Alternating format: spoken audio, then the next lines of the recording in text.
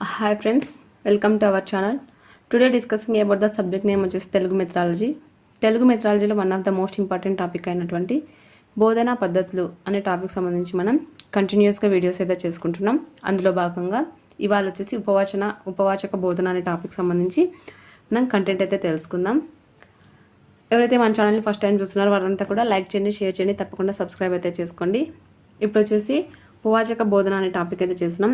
Already మనం previous వీడియోస్లో లేఖ రచన ఏ విధంగా చేయాలి, దాని పిల్లలకు బోధించడానికి ఎటువంటి పద్ధతిని అయితే ఎంచుకోవాలని అయితే తెలుసుకున్నాం. ఇప్పుడు వచ్చేసి ఉపవాచక బోధన అనే దాన్ని ఏ విధంగా టీచ్ చేయాలి, దాన్ని టీచ్ చేయడానికి ఎటువంటి పద్ధతులు ఎంచుకోవాలి అని అయితే తెలుసుకుంటాము. ఉపవాచక బోధన వాచకం ద్వారా భాషా సామర్థ్యాల ఆధారంగా విద్యార్థుల్లో స్వయం అధ్యయనానికి దోహదపడే గ్రంథాలే ఉపవాచకాలు.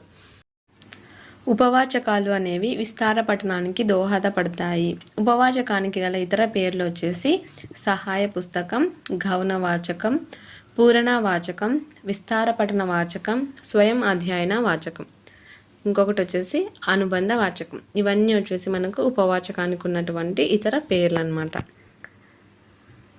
ఈ ఉపవాచక బోధనలో వాచకం ద్వారా భాషా సామర్థ్యాల ఆధారంగా ఈ రెండింటి ఆధారంగా విద్యార్థుల్లో స్వయంగా అధ్యయనానికి దోహదపడే గ్రంథాలు, అంటే ఇక్కడ స్వయం అధ్యయనానికి దోహదపడుతుంది ఉపవాచకం. ఈ స్వయం అధ్యయనానికి దోహదపడే గ్రంథాలని మనం ఉపవాచకాలు అంటాము. ఉపవాచకాలు విస్తార పఠనానికి దోహదపడతాయి. వీటికి గల మరొక పేర్లు వచ్చేసి సహాయ పుస్తకం, గౌణ వాచకం, పూరణ వాచకం, విస్తార పఠనం, స్వయం అధ్యయన వాచకం, అనుబంధ వాచకం అనే ఇతర పేర్లు అయితే ఉన్నాయి. ఉపవాచకం అనే నాన్ డీటెయిల్ పుస్తకాన్ని మనకు ప్రధానంగా 6వ తరగతిలో ప్రవేశపెడతారు. మనకు ఉపవాచకాన్ని 6వ తరగతిలో అయితే ప్రవేశపెట్టడం జరుగుతుంది. ద్వితీయ భాషగా తెలుగు చదివే వారికి 8వ తరగతి నుంచి ప్రవేశపెడతారు. ద్వితీయ భాషగా తెలుగు చదివే వారికి ఏ తరగతి నుంచి ఉపవాచకాన్ని ప్రవేశపెడతారంటే 8వ తరగతి. ఇదైతే మనకు తెలీదు, సో ఇది కొత్త బిట్ అనమాట. ఇదైతే తెలుసు ఫస్ట్ది. ఎట్లా అంటే మనం 6వ తరగతిలోనే నాన్ డీటెయిల్ని చదివాం కాబట్టి మనకు తెలుస్తుంది. కానీ ద్వితీయ భాషగా తెలుగు చదివే వారికి ఏ తరగతి నుంచి ఉపవాచకాన్ని ప్రవేశపెడతారు అంటే 8వ తరగతి. ప్రాథమిక తరగతుల్లో విస్తార పఠనం కోసం కథావాచకాలు ఉండేవి. అదే ఇప్పుడైతే చదువు ఆనందించు అనే పేరుతో పాఠ్యాంశ బోధనా పుస్తకాల్లో ప్రవేశపెట్టారనమాట. ప్రాథమిక తరగతుల్లో విస్తార పఠనం కోసం అప్పుడు కథావాచకాలు ఉండేవి. వాటి ప్లేస్లో ప్రస్తుతం అయితే చదువు ఆనందించు అనే పేరుతో పాఠ్యాంశ బోధనా పుస్తకాలు అయితే ప్రవేశపెట్టాడు. ఇక్కడ వచ్చేసి ఉపవాచకాల్లో వ్యాకరణాంశాలు ఉండకూడదు. వాచకాల్లో అయితే మనకు వ్యాకరణాంశాలు ఉండొచ్చు, కానీ ఉపవాచకాల్లో వ్యాకరణాంశాలు ఉండరాదు. భాష అనేది సరళంగా ఉండాలి. ఉపవాచకంలోని పేజీల సంఖ్య వచ్చేసి 100 నుంచి 120 వరకు మాత్రమే ఉండాలన్నమాట. ఉపవాచక బోధనకు గరిష్టంగా 20 పీరియడ్లు ఉపయోగించాలి. ఉపవాచక బోధనకు గరిష్టంగా ఉపయోగించాల్సిన పీరియడ్ల సంఖ్య వచ్చేసి 20. 6-7 తరగతుల్లో చారిత్రక అద్భుత కథలను పరిచయం చేయాలి. 8-9 తరగతుల్లో జీవిత చరిత్రలు, 10వ తరగతిలో ఏకాంతంగా ఉండే విషయాన్ని ప్రవేశపెట్టాలి. ఉపవాచకాలు ప్రధానంగా వచ్చేసి మనకు 6వ తరగతిలో ప్రవేశపెట్టడం జరుగుతుంది. అదే ద్వితీయ భాషగా తెలుగు చదివే వారికి 8వ తరగతి నుంచి ప్రవేశపెట్టడం జరుగుతుంది. ప్రాథమిక తరగతుల్లో విస్తార పఠనం కోసం కథావాచకాలు ఉండేవి, కానీ ప్రస్తుతం చదువు ఆనందించు అనే పేరుతో పాఠ్యాంశ బోధనా పుస్తకాల్లోనే వచ్చాయి. ఉపవాచకాల్లో వ్యాకరణ అంశాలు ఉండకూడదు. ఇక్కడ వచ్చేసి భాష సరళంగా అనేది ఉండాలి. ఉపవాచకంలో ఉన్నటువంటి పేజీల సంఖ్య 100 నుంచి 120 వరకే ఉండాలి. ఉపవాచక బోధనకు గరిష్టంగా ఉండవలసిన పీరియడ్స్ 20. 6-7 తరగతుల్లో చారిత్రక అద్భుత కథలను పరిచయం చేయాలి. ఏ తరగతుల్లో చారిత్రక మరియు అద్భుత కథలను పరిచయం చేయాలి అంటే 6 నుంచి 7 తరగతులు. 8-9 తరగతుల్లో జీవిత చరిత్రలు అనేవి పరిచయం చేయాలి. అదే 10వ తరగతిలో అయితే ఏకాంతంగా ఉన్నటువంటి విషయాన్ని ప్రవేశపెట్టాలి. ఇక్కడ మనకు ఇంపార్టెంట్ బిట్ ఏమంటే ఉపవాచకంలో ఉన్నటువంటి పేజీల సంఖ్య, ఉపవాచక బోధనకు గరిష్టంగా ఎన్ని పీరియడ్స్ ఉపయోగిస్తారు, 6-7 తరగతుల్లో ఎటువంటి కథలను పరిచయం చేయాలి, లేక చారిత్రక మరియు అద్భుత కథలను ఏ తరగతుల్లో ప్రవేశపెట్టాలి, 8-9 తరగతుల్లో ఏ విధంగా ఉపవాచకంలో దేని బేస్ చేసుకుని ఉపవాచకం ఉండాలంటే జీవిత చరిత్రలు. జీవిత చరిత్రలు అనేవి ఏ తరగతిలో ప్రవేశపెట్టాలంటే 8, 9 తరగతుల్లో ప్రవేశపెట్టాలి. 10వ తరగతిలో ఉపవాచకంలో దేని బేస్ చేసుకొని ఉపవాచకాన్ని రూపొందించాలి అంటే ఏకాంతంగా ఉండే విషయాన్ని బేస్ చేసుకొని 10వ తరగతి యొక్క ఉపవాచకాన్ని రూపొందించాలన్నమాట. నెక్స్ట్ వచ్చేసి ఉపవాచక బోధన ఉద్దేశాలు. ఫస్ట్ వన్ వచ్చేసి విద్యార్థుల్లో విస్తార పఠనాభిలాషను కలిగించాలి. విద్యార్థుల్లో విస్తార పఠనాభిలాషను కలిగించడం ఉపవాచక బోధన ఉద్దేశం. నెక్స్ట్ వచ్చేసి విద్యార్థుల మౌన పఠనాన్ని పెంపొందించడం. అంటే ఉపవాచకం చదవడం ద్వారా పిల్లల్లో మౌన పఠనం అనేది పెంపొందుతుంది. దీనివల్ల విషయ జ్ఞానాన్ని వాళ్ళు పెంపొందించుకుంటారనమాట. దీనివల్ల సృజనాత్మకత శక్తి, రచనా శక్తి ఈ రెండు కూడా డెవలప్ అవుతాయి. మౌన పఠన సామర్థ్యాన్ని కూడా పెంపొందించవచ్చు. నిజమే కదా, ఉపవాచకాన్ని చదివేటప్పుడు మౌనంగా చదవడం ద్వారా ఒక విషయం యొక్క జ్ఞానాన్ని పొందుతారు. ఇందులో సృజనాత్మకత శక్తి, రచనా శక్తి కూడా డెవలప్ అవుతాయి. విస్తార పఠనం పట్ల అభిరుచి అనేది పెరుగుతుంది అనమాట. అంతేకాకుండా భాషా అభిరుచిని పెంపొందించడం, విద్యార్థుల స్వీయ అభ్యసనను ప్రోత్సహించడం, మూల గ్రంథాలు, పరామర్శ గ్రంథాలను సంప్రదించే అలవాటు పెరుగుతుంది. చదివే అలవాటే లేని పిల్లలకు మూల గ్రంథాలు, పరామర్శ గ్రంథాలు చదవాలనే ఆలోచనే రాదు. అదే ఈ ఉపవాచకాలు చదవడం వల్ల చదివే అలవాటు పెరిగి వాళ్ళకు భాష పట్ల అభిరుచి అనేది పెరిగి మూల గ్రంథాలు, పరామర్శ గ్రంథాలను సంప్రదించాలనే అలవాటు ఈ ఉపవాచకాలు చదవడం వల్ల వాళ్ళలో అభివృద్ధి అనేది జరుగుతుంది. ఆలోచన అనేది వస్తుంది అనమాట. ఇందులో స్వీయ అభ్యసనం అనేది ప్రోత్సహిస్తుంది. వాళ్ళంతకు వాళ్ళే చదివి నేర్చుకుంటారు అనమాట. స్వీయ అభ్యసనను ప్రోత్సహిస్తుంది, భాష పట్ల అభిరుచిని పెంపొందిస్తుంది, సృజనాత్మకత శక్తి, రచనా శక్తిని అభివృద్ధి చేయడం కూడా ఇక్కడ ఉపవాచక బోధన యొక్క ఉద్దేశాల్లో చెప్పుకోవచ్చు. ఇది విస్తార పఠనాభిలాషను కలిగిస్తూ మౌన పఠనం అనే సామర్థ్యాన్ని కూడా పెంపొందిస్తుంది. ఉపవాచకం యొక్క లక్షణాలు చూసినట్టయితే విద్యార్థుల స్వయం పఠనానికి అనువైన రచనా రీతి ఉండాలి. ఈ ఉపవాచకం నాన్ డీటెయిల్ ఏదైతే ఉందో దాంట్లో విద్యార్థి తనంతట తాను చదవడానికి అనువైన రచన రీతి అనేది ఉండాలి. ఏవైతే టెక్స్ట్ బుక్ ఫ్రేమ్ చేసి ఉంటారో వాళ్ళు పిల్లవాడు తనంతట తాను చదువుకోవాలి. వేరే వాళ్ళని డౌట్లు అడుగుతూ ఉపాధ్యాయుని పర్యవేక్షణలోనే చదువుకుంటే వచ్చేలా కాకుండా తనంతట తాను చదివే రీతిగా ఆ రచనా శైలి అయితే ఉండాలి. ఇది వ్యవహారిక భాషలో ఉండాలి. ఈ ఉపవాచకంలో ఉన్నటువంటి భాష చాలా సులువుగా ఉండాలి, వాళ్ళ వ్యవహారిక భాషలోనే ఉండాలన్నమాట. ఉపవాచ లక్షణాల్లోని మరికొన్ని అంశాలు చూసినట్టయితే ఉద్దేశించిన తరగతి కన్నా కింది తరగతిలోని భాషా స్థాయికి అనుకూలంగా ఉండాలి. ఇప్పుడు ఏ క్లాస్ వాళ్ళైతే ఉపవాచకాన్ని చదువుతున్నారో ఆ క్లాస్ కన్నా దాని కింది క్లాస్ యొక్క భాషా స్థాయికి అనుకూలంగా ఉండాలి. ఇప్పుడు 7th క్లాస్ చదువుతున్న విద్యార్థి యొక్క ఉపవాచక పుస్తకం 6వ తరగతి యొక్క భాషా స్థాయికి అనుకూలంగా ఉండాలన్నమాట. ఇతివృత్తం తరగతి స్థాయికి అనుసరించి ఉండాలి. ఏదైతే కాన్సెప్ట్ చదువుతున్నామో దాని యొక్క ఇతివృత్తం ఆ క్లాస్కి సంబంధించినదే ఉండాలి. వాచకం కన్నా చిన్నదిగా ఉండాలి. ఆకర్షణీయంగా నిర్దిష్టమైన చిత్రాలు అయితే ఉండాలన్నమాట. ఉపవాచకం వచ్చేసి పిల్లవాడు చదవడానికి అనుకూలంగా ఉన్నటువంటి రచనా శైలి అనేది ఉండాలి. వాళ్ళ వ్యవహారిక భాషలోనే ఉండాలి. ఉద్దేశించిన తరగతి కన్నా కింది తరగతిలోని భాషా స్థాయికి అనుకూలంగా ఉండాలి. అంటే ఇక్కడ భాషా స్థాయి అనేది ఏ విధంగా ఉండాలి అని క్వశ్చన్ అడిగితే వారి తరగతి కన్నా కింది స్థాయి తరగతికి అనుకూలంగా భాషా స్థాయి అనేది ఉండాలి. అదే తరగతి స్థాయిని అనుసరించి ఇతివృత్తం ఉండాలి. ఇతివృత్తం ఏ స్థాయిని అనుసరించి ఉండాలి అంటే తరగతి స్థాయిని అనుసరించి ఇతివృత్తం అనేది ఉండాలి. ఈ టెక్స్ట్ బుక్ యొక్క సైజ్ వచ్చేసి వాచకం కన్నా చిన్నదిగా ఉండాలి. అందులోనూ ఆకర్షణీయంగా మరియు నిర్దిష్టమైన చిత్రాలతో రూపొందించాల్సి అయితే ఉంటుంది. నెక్స్ట్ వాచకానికి ఉపవాచకానికి మధ్య తేడాలు చూసినట్టయితే వాచకం క్షుణ్ణ పఠనాన్ని ఉద్దేశించి రూపొందించబడింది. ఈ వాచకం వచ్చేసి క్షుణ్ణంగా చదవడానికి అనుకూలంగా రూపొందించబడింది. అదే ఉపవాచకం వచ్చేసి విస్తార పఠనానికి ఉద్దేశించి రూపొందించడం. రెండోది వచ్చేసి వివిధ సాహిత్య ప్రక్రియలు ఉంటాయి వాచకంలో. అదే ఉపవాచకంలో స్థాయిని అనుసరించి కథలు, జీవిత చరిత్రలు, స్వీయ చరిత్రలు మొదలైన అంశాలు అయితే ఉపవాచకంలో ఉంటాయి. ఉపాధ్యాయుడి బోధనల వల్ల మాత్రమే వాచకం అర్థమవుతుంది. కానీ ఉపవాచకం విద్యార్థి స్వయం కృషితో కూడా అధ్యయనం చేయొచ్చు. 4th వన్ వచ్చేసి వ్యాకరణ విషయాలు ప్రస్తావన ఎక్కువగా ఉంటుంది ఎక్కడ వాచకంలో, కానీ ఉపవాచకంలో వ్యాకరణ అంశాల ప్రస్తావన చాలా తక్కువగా ఉంటుంది. నెక్స్ట్ వచ్చేసి 5th వన్ చూసినట్టయితే అపరిచిత పదజాలం కొంతవరకు ఉంటుంది, అపరిచిత పదజాలం కొంతవరకు ఉంటుంది, కానీ ఉపవాచకంలో అపరిచిత పదజాలం చాలా తక్కువగా ఉంటుంది. సిక్స్త్ వన్ చూసినట్టయితే ఇందు భాషా జ్ఞానానికి ప్రాధాన్యత ఉంటుంది. ఇందులో భాషా జ్ఞానానికి ప్రాధాన్యం ఉంటుంది. ఉపవాచకంలో విషయ జ్ఞానానికి ప్రాధాన్యత ఎక్కువగా ఉంటుంది అనమాట. ఇది వచ్చేసి క్షుణ్ణ పఠనాన్ని ఉద్దేశించి రూపొందించారు. ఇది వచ్చేసి విస్తార పఠనాన్ని ఉద్దేశించి రూపొందించడం జరిగింది. అదే వాచకంలో సాహిత్య ప్రక్రియలు ఎక్కువగా ఉంటాయి. ఉపవాచకంలో స్థాయిని అనుసరించి కథలు, జీవిత చరిత్రలు, స్వీయ చరిత్రలు అయితే ఉంటాయి. ఉపాధ్యాయుని బోధన వల్ల మాత్రమే అర్థమయ్యేది వాచకం అయితే విద్యార్థి స్వయం కృషితో అధ్యయనం చేయడం ఉపవాచకంలో సాధ్యమవుతుంది.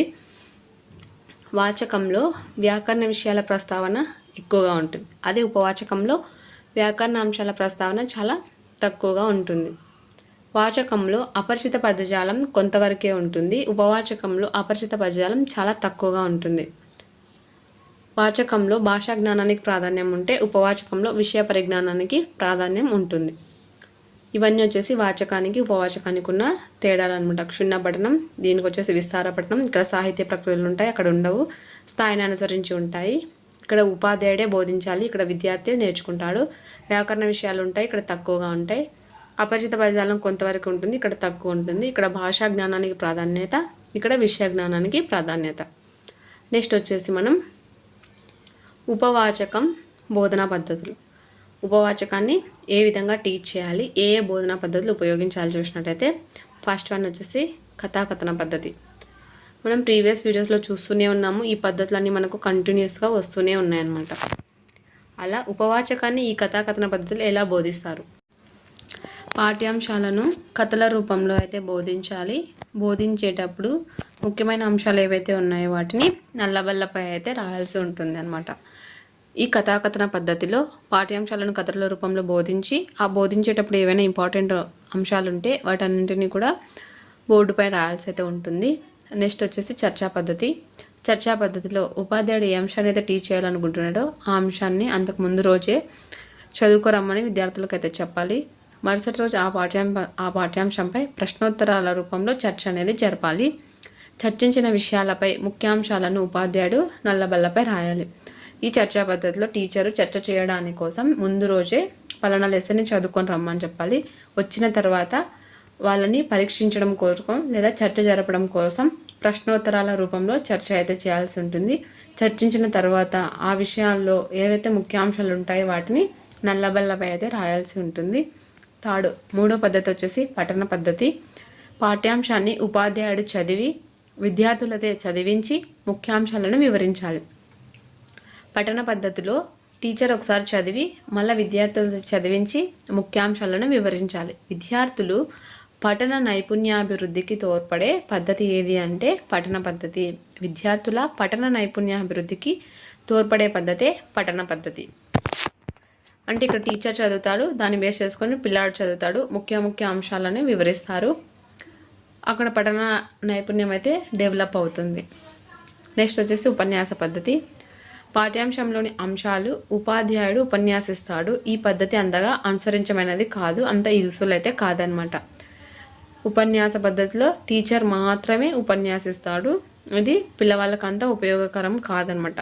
పై అంశాలన్నీ ఒకసారి చూసినట్టయితే కథాకథన పద్ధతి కథల రూపంలో బోధించి ముఖ్యమైన అంశాలు నల్లబల్లపై రాస్తారు. నెక్స్ట్ చర్చా పద్ధతి. ఇందులో ఉపాధ్యాయుడు చెప్పే టాపిక్ని ముందు రోజు పిల్లాడికి చదువుకొని రమ్మని చెప్పి ఆ అంశానికి సంబంధించి ప్రశ్నోత్తరాల రూపంలో చర్చ అయితే చేస్తారు. చర్చించిన విషయంలో ఏవైనా ఇంపార్టెంట్ అంశాలు ఉంటే వాటిని నల్లబల్లపైన అయితే రాస్తారు. నెక్స్ట్ పఠన పద్ధతి. పఠనం అంటే చదవటం. ఫస్ట్ టీచర్ చదువుతాడు, తర్వాత విద్యార్థి చదువుతాడు. చదివిన అంశాల్లో ముఖ్యమైన అంశాలని వివరణ ఇస్తారు. దీనివల్ల విద్యార్థిలో పఠనం అనే నైపుణ్యం అభివృద్ధి చెందుతుంది. నెక్స్ట్ వచ్చేసి ఉపన్యాస పద్ధతి. ఉపన్యాసం అంటే ఉపాధ్యాయుడు ఇచ్చినటువంటి ఒక ఉపన్యాసం అనమాట. ఉపన్యాస పద్ధతిలో ఎక్కువ క్రియాత్మకంగా ఉండేది ఒక ఉపాధ్యాయుడే. ఇందులో విద్యార్థి అనేది నిష్క్రియాత్మకంగా ఉంటాడు కాబట్టి ఇది అంత అనుసరణీయమైతే కాదు. నెక్స్ట్ ఫిఫ్త్ వన్ అయినటువంటి నియోజన పద్ధతి చూసినట్టయితే పాఠ్యాంశంలోని విషయంపై ఉపాధ్యాయుడు అనేక ప్రశ్నలు తయారు చేసి విద్యార్థులకు నియోజనాలు ఇవ్వాలి. విద్యార్థులు ప్రశ్నలకు జవాబులు రాయటకై పాఠ్యాంశాన్ని చదివి అర్థం చేసుకుంటారు. విద్యార్థులలో స్వయం శక్తి పెంపొందించే పద్ధతి ఏది అంటే నియోజన పద్ధతి. నియోజన పద్ధతి ఎందుకు అంటే దీంట్లో అనేక ప్రశ్నలను ఉపాధ్యాయుడు తయారు చేసి పిల్లాడికి ఇచ్చినప్పుడు ఆ ప్రశ్నలకు తను సమాధానం రాయాలనుకున్నప్పుడు టెక్స్ట్ బుక్ అన్నీ చదువుతాడు కదా.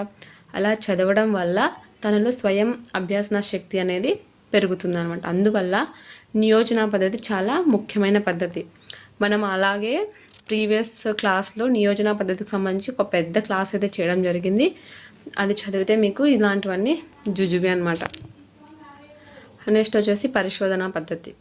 పరిశోధన పద్ధతిలో విద్యార్థులే స్వయంగా నిఘంటువుల సహాయంతో కఠినమైన పదాలకు అర్థాలు తెలుసుకొని విషయాన్ని పరిశోధన ద్వారా గ్రహిస్తారు. ఇక్కడ అంటే పరిశోధన పద్ధతిలో ఉపాధ్యాయుడు మార్గదర్శకత్వం వహిస్తాడనమాట. పరిశోధన పద్ధతిలో విద్యార్థులే స్వయంగా నిఘంటులను యూజ్ చేసుకుంటూ తన యొక్క కఠినమైన పదాలకు అర్థాలను తెలుసుకొని విషయాన్ని పరిశోధన ద్వారా గ్రహిస్తారు. ఇందులో ఉపాధ్యాయుడు మార్గదర్శకత్వం అయితే వహిస్తాడనమాట. నియోజన పద్ధతి, పరిశోధన పద్ధతి గురించి ఒకసారి చూసినట్టయితే నియోజన పద్ధతి వచ్చేసి చాలా ఇంపార్టెంట్ మెథడ్ అండి. దీనికి సంబంధించి లాంగ్ వీడియో అయితే ఉంది, మన ఛానల్లో చూసేయండి. ఆల్ మెథడ్స్కి సంబంధించి ఉన్నాయి. పాఠ్యాంశంలో విషయంపై ఉపాధ్యాయుడు అనేక ప్రశ్నలు తయారు చేస్తారు. ఫస్ట్ ఆ తయారు చేసిన ప్రశ్నలకు ఆ ప్రశ్నలను విద్యార్థులకు నియోజనాలుగా ఇస్తారు. అప్పుడు విద్యార్థులు ఆ ప్రశ్నలకు సమాధానాలు రాయటకై పాఠ్యాంశాన్ని అంతా క్షుణ్ణంగా చదివి అర్థం చేసుకుంటారు. ఇలా వాళ్ళు క్షుణ్ణంగా అర్థం చేసుకోవడం వల్ల ఆ పాఠ్యాంశాలన్నింటినీ స్వయంగా అభ్యసిస్తారు. ఈ స్వయం అభ్యసన శక్తి పెంపొందించడం నియోజన పద్ధతి యొక్క ముఖ్య ఉద్దేశం అన్నమాట. నెక్స్ట్ పరిశోధన పద్ధతిని చూసినట్టయితే ఇందులో స్వయంగా విద్యార్థి తన కఠినాంశాలను నిఘంటువుల ద్వారా పరిశీలించి పరిశోధన చేసి నేర్చుకుంటారు. దీని ద్వారా పిల్లవాడిలో నిఘంటువుని రెఫర్ చేసే నైపుణ్యం అనేది అభివృద్ధి చెందుతుందన్నమాట. దీనికే స్వయం అధ్యయన పద్ధతి అని కూడా పిలుస్తారు. ఇది ఉత్తమమైన పద్ధతి. దీన్ని ఉన్నత స్థాయిల వారికి మాత్రమే బోధిస్తారు, ఉన్నత స్థాయికి మాత్రమే పరిమితం అన్నమాట. నెక్స్ట్ వచ్చేసి ఉపవాచక బోధన, దాని సోపాన క్రమాలు. మనం అన్నింటిలోనూ చూస్తున్నాం సోపాన క్రమాలు వరుసగా వస్తున్నాయి. ఈ 4 అంశాలే ఉంటాయి: ప్రవేశం, ప్రదర్శన, పునర్విమర్శ, గైహికం. ప్రవేశంలో ఈ 3 అంశాలే ఉపసోపానాలుగా వస్తాయి. ఒకటి వచ్చేసి పూర్వజ్ఞాన పరిశీలన, ఉన్ముఖీకరణ, శీర్షిక ప్రకటన. పూర్వజ్ఞాన పరిశీలన అయితే ఏ అంశాన్ని అయితే బోధిస్తున్నామో దానికి సంబంధించి పిల్లవాడిలో పూర్వజ్ఞానం ఉందా లేదా అని పరిశీలించేదాన్నే పూర్వజ్ఞాన పరిశీలన. ఉన్ముఖీకరణ అంటే చెప్పబోయే అంశానికి సంబంధించి పిల్లలు సంసిద్ధులుగా ఉన్నారా లేదా, లేకుంటే వాళ్ళని సంసిద్ధులుగా తయారు చేయడం. ఈ సంసిద్ధులుగా తయారు చేసే క్రమంలోనే శీర్షిక అనేది పిల్లవాడి నోటి నుంచి రాబట్టేలా చేస్తాం. థర్డ్ వన్ అయినటువంటి శీర్షిక ప్రకటనలో ఆ యొక్క శీర్షికను ప్రకటన చేస్తాం. ఇవి వచ్చేసి ప్రవేశం అనే సోపానంలో ఉన్నటువంటి ఉపసోపానాలు అనమాట. పూర్వజ్ఞాన పరిశీలన, ఉన్ముఖీకరణ, శీర్షిక ప్రకటన. రెండోది వచ్చేసి ప్రదర్శన. ప్రదర్శనలో కథనం అనేది 2/3 వంతు పాఠ్యాంశాన్ని చెప్పడం జరుగుతుంది. విద్యార్థులలో మౌన పఠనం అనేది డెవలప్ అవుతుంది. కఠిన లేదా పఠిత అంశాలపై చర్చ జరుగుతుంది. ఏవైనా కఠినాంశాలు ఉంటే వాటిని గురించి చర్చ చేస్తారు. వీళ్ళు ఆల్రెడీ చదువుకొని వచ్చింటారు కాబట్టి ఆ అంశాల గురించి కూడా చర్చ అనేది జరుగుతుంది. నెక్స్ట్ వచ్చేసి పునర్విమర్శ, గైహికం అంటే హోంవర్క్. ఈ అంశాలన్నీ కూడా మనం ప్రతి ఒక్క బోధనా పద్ధతి గురించి కూడా చివరిలో నేర్చుకుంటున్నటువంటి సోపాన క్రమాలు. అవన్నీ కూడా మనకు ప్రవేశం, ప్రదర్శన, పునర్విమర్శ, గైహికం అనే 4 అంశాలు ప్రతి ఒక్క అంశాల్లోనూ మనం చూస్తున్నాం అనమాట. ప్రతి ఒక్క ఈ అంశాల్లోనూ కంటెంట్ వచ్చేసి ప్రవేశంలో ప్రతి ప్రవేశానికి 3 ఉపసోపానాలు వస్తున్నాయి అనమాట. పై 3 అంశాలు పూర్వజ్ఞాన పరిశీలన, ఉన్ముఖీకరణం, శీర్షిక ప్రకటన అని. ఈ విధంగా ఉపవాచక బోధన సోపాన క్రమం అయితే నేర్చుకున్నాము. నెక్స్ట్ కంటెంట్ వచ్చేసి మనం కథా బోధన సంబంధించి నెక్స్ట్ వీడియో అయితే కలుసుకుందాం. ఎవరైతే మన ఛానల్ని చూస్తున్నారో సబ్స్క్రైబ్ చేసుకోకుండా వారంతా కూడా సబ్స్క్రైబ్ అయితే చేసుకోండి. మరిన్ని వీడియోస్ కోసం మన ఛానల్ని లైక్ చేయండి, షేర్ చేయండి, గంట సింబల్ని క్లిక్ చేయండి. చాలామంది మన ఛానల్ చూస్తున్నారు కానీ ఒక్కరు కూడా సబ్స్క్రైబ్ అయితే చేసుకోవట్లేదు. మనం 1000 సబ్స్క్రైబర్కి రీచ్ అయ్యేటట్టున్నాం కాబట్టి ప్రతి ఒక్కరు కూడా సబ్స్క్రైబ్ అయితే చేసుకోండి. మీ యొక్క సబ్స్క్రైబ్ మాకెంతో అవసరం. So do subscribe.